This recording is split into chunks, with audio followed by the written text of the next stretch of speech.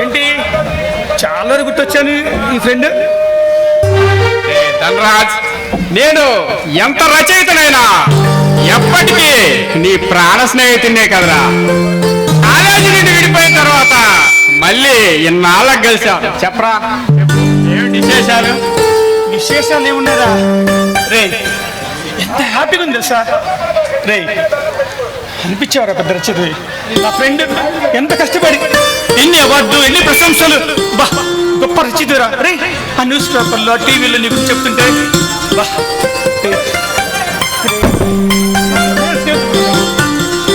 ఎప్పుడు ఇట్టారా? ఒక లక్షాధికారి కొడుకు అయ్యండి ఏ కోశాల గర్వం లేకుండా ఈ పేదవాడిని చదువుకున్నంత కాలం ఆదుకుంటూ సహాయం చేస్తూ నిజమైన స్నేహానికి నిర్వచనం ఇచ్చిన నీకంటే గొప్పవాడినారా చెప్పు? అనిపించావు రచయితం అని మాటలు చంపేస్తావే. నా ఫ్రెండే నువ్వు ఏమన్నా పడి ఉంటా.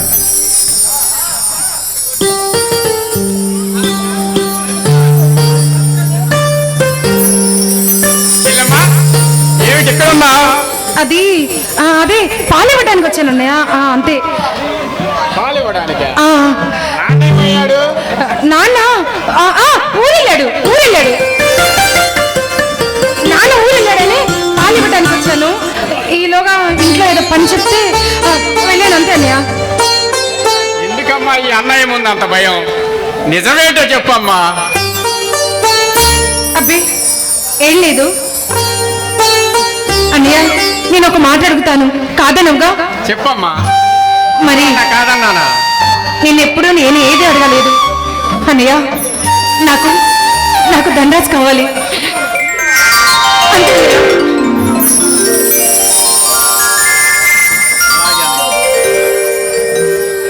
సారీ నాన్నగారితో నరసింహ గారితో మాట్లాడి ఈ పెళ్లి జరిగేటట్లు చూస్తాను. నా చెల్లెలు ఒక పేదింటి ఆడపిల్ల. నీవు చూస్తే లక్షాధికారివి. ప్రేమ ఎక్కడ ఉంటుందో సమస్యలు అక్కడే ఉంటాయి. సమస్యలనే రాకాసుల ముందు ఓడిపోతే ఒక ఆడబిడ్డ జీవితం నరక ప్రాయం అవుతుందిరా. నీవు అలాంటి వాడివని కాదు, లక్షలు గడించగల కాలం. కానీ ప్రేమను ఎదుర్కోవడం చాలా కష్టంరా.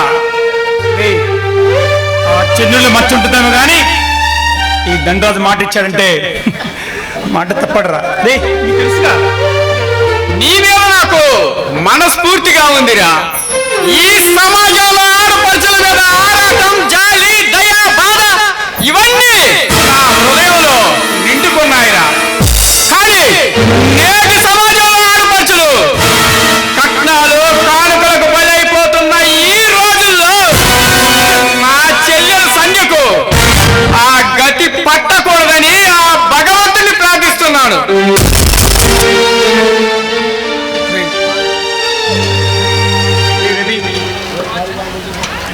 నీకు ఎలాంటి అన్యాయం చేయదు. నా ప్రాణం సంధ్య అన్నా నువ్వన్నా అర్థం చేసుకోరా. Thank you very much dear Dhanraj. I am very very happy today. నేను పక్కనే ఉన్నా. ఎందుకో తెలుసా? కట్నం అనే భయంకరమైన రాకాసికి బలి పశువులవుతున్న ఒక ఆడపడుచుకి నీవు కన్నెచెర నుండి విడిపిస్తున్నందుకు నాకు చాలా సంతోషంగా ఉంది. ఎన్నో పుస్తకాలు రాస్తున్నా, చదివిస్తున్నా, కానీ నేను మాత్రం నీకంటే గొప్పవాడిని కాదురా. నేను రాతలతో చైతన్యాన్ని తీసుకొస్తే నీవు చేతులతో నిరూపిస్తూ మార్గదర్శి అవుతున్నావురా. రే పొగట్టు ఇష్టం ఉండదా? ఎందుకు అలా కొడేస్తావు? హ్యాపీరా. ఈ ముద్దపప్పుని ఎలా ప్రేమించావమ్మా? లేడీస్ రా. ఎప్పుడు మా కాలేజీలో ఏ అమ్మాయి మొహం చూడలేదు. మా కాలేజీలో అమ్మాయిలు వీడిని సిగ్గుల రాజా అని పిలిచేవారు. సరేనమ్మా.